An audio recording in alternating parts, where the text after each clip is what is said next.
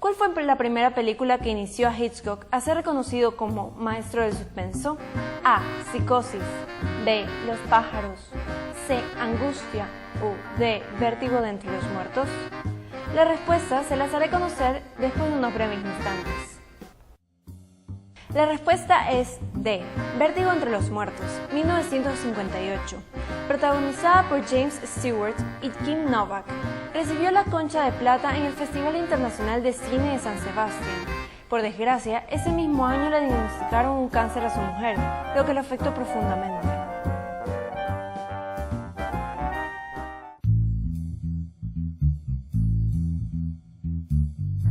Para conocer un poco más acerca de este género, contamos con la presencia de Cristian Cortés. Bienvenido, Cristian. Muchas gracias. Como sabes, en esta sección estamos hablando sobre el cine de suspenso y estoy muy interesada en conocer cómo se originó. Bueno, el cine de suspenso yo creo que tiene como que sus orígenes, bueno, el suspenso como tal, en la literatura, obviamente. Hubo desde la novela del siglo XVII, del siglo XVIII, donde se manejaba la acción y la trama de una manera en que el espectador, en ese caso el lector, esté como al vilo de lo que va a suceder. Bueno, desde allí ya podríamos decir que existía el suspenso en cuanto a los géneros literarios. En el cine podría decirse que películas como El gabinete del Dr. Caligari ya comenzaron a incursionar en eso. Estamos hablando de cine mudo de inicio pues, del siglo pasado. Y bueno, ya existieron otra vez más directores que fueron verdaderos maestros en este arte, ¿no? En todo caso, como conclusión podría decir que se inició en cuanto al arte cinematográfico prácticamente desde sus inicios. Mucha gente dice que la primera escena que estremeció al público fue cuando el tren parecía que iba a entrar encima de las personas en estos cortos de Lumière. Entonces, podemos decir que fue un género que siempre estuvo como que latente y que ha tomado obviamente mucha importancia ya mucho más adelante, ¿no? Con películas que son clásicos del género. Claro. ¿Y cuáles serían los temas más recurrentes de este tipo de películas?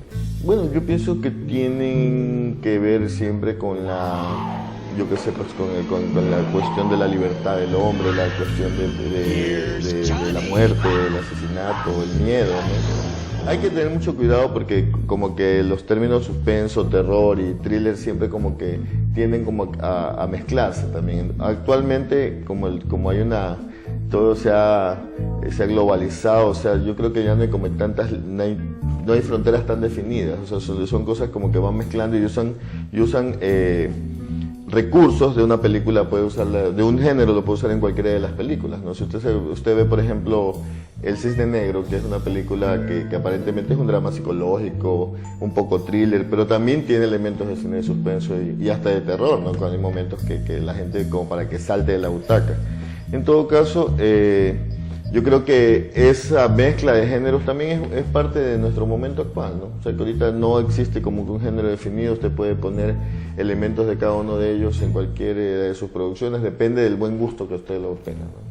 Entonces, si dividimos esos géneros, podríamos decir que las características del suspenso son...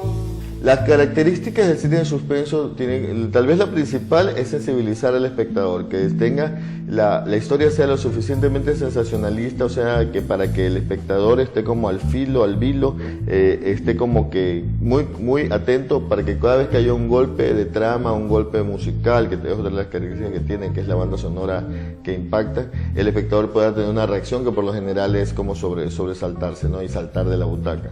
También hay mucho de la iluminación en el cine de suspenso es muy importante porque se usa mucho el oscuro, se usa mucho como los cuadros del Rembrandt, ¿no? Entonces como que siempre dentro de esa especie de intimidad que hay en la escena, en lo que uno está viendo, es como lograr una intimidad con el espectador también, viene pues el momento que viene a sobresaltar, ¿no? También se usa la música estridente, los momentos como que muy de persecución, ¿no? De un poco de locura, ¿no? Entonces son elementos como que ya se han ido repitiendo, pero como que son una receta que nunca va a fallar, ¿no? Siempre va a producir un aspecto importante. Ahora, como le decía, siempre va a determinar aunque tenga poquísimo presupuesto, este tipo de cine siempre va a determinar el buen gusto del director de arte, de la gente que está involucrada, ¿no? Porque puede ser que una película con bajísimo presupuesto sea una obra de arte del género, como puede ser una más, ¿no? Y entonces, ¿cuáles serían las obras más emblemáticas dentro de este género? Bueno, hay muchísimas, ¿no? Es un género que gusta mucho de los espectadores, por lo tanto, empresas pues, de Hollywood siempre van a tener muchas propuestas, además son de bajo presupuesto.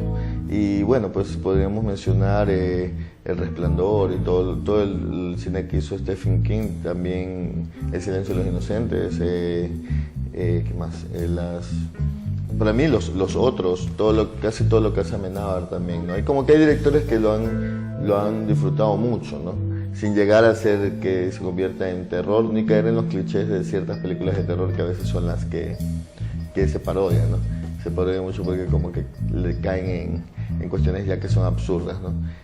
Yo creo que la diferencia que hay entre el suspenso y el terror es que el suspenso es posible. O sea, en el suspenso todo lo que sucede allí puede suceder en la realidad, en la cotidianidad, ¿no? En cambio, en el terror me parece como que ya salen de eso y comienzan a hacer cosas que son como que inverosímiles, ¿no? Que caen en el absurdo. Y si no las hacen bien, van a quedar siempre en el ridículo, ¿no? Claro, porque si no asustan, no es terror y claro, solo lo tienen que mantener al pie. Y se ha mencionado que comenzó desde los hermanos Lumière y todo en la literatura, pero ¿cómo ha ido evolucionando este género a lo largo de los tiempos? Bueno, yo pienso que la evolución fue de mano con el éxito y la aceptación que tiene en el público, ¿no?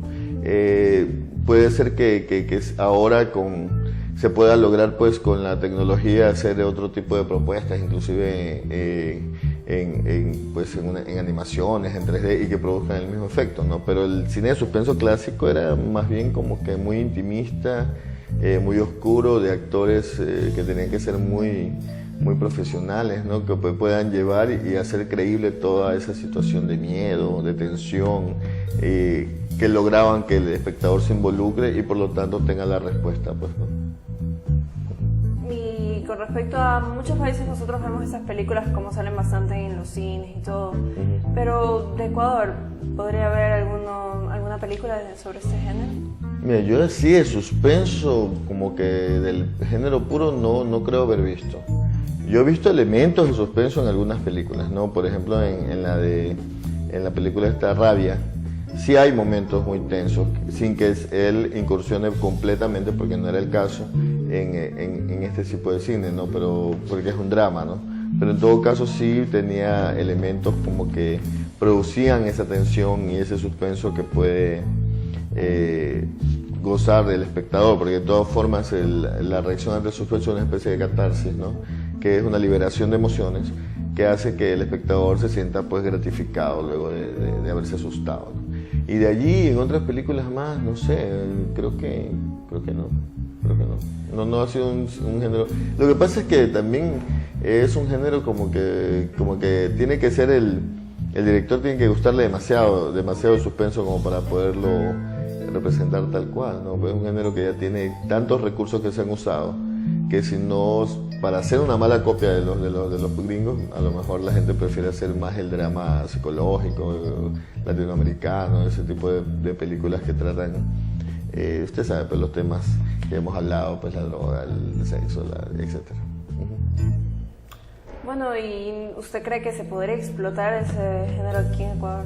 Yo creo que público hay, ¿no? Bueno, hay varias cosas con el cine ecuatoriano. Yo pienso que para que el cine ecuatoriano pues florezca tiene que también salir de la mente de las personas que el cine ecuatoriano es malo, los ecuatorianos mismos, ¿no? Si yo llevo siempre una película y digo voy a poner una película ecuatoriana, todo el mundo, sin saber de qué se trata, ni de quién es, ni de nada, siempre hay una reacción como de desaprobación, que yo creo que viene de la mano con ese cliché que existe de que todo lo nacional es malo. Pues si uno se compra una ropa nacional, bueno, es mala, ¿no? Y que si compras el carro ensamblado en el Ecuador te va a salir malo.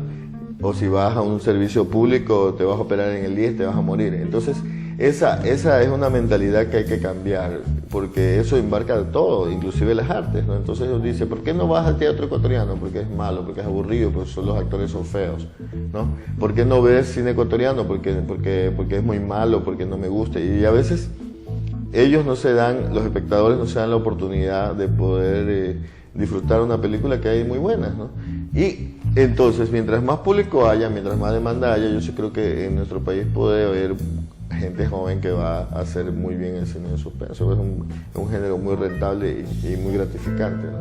Pero eso creo que sería como un cambio de mentalidad. A nadie le gusta hacer una película para que sea un fracaso, ¿no? Y a veces eso es el riesgo que se corre y que es lo que debemos cambiar, ¿no?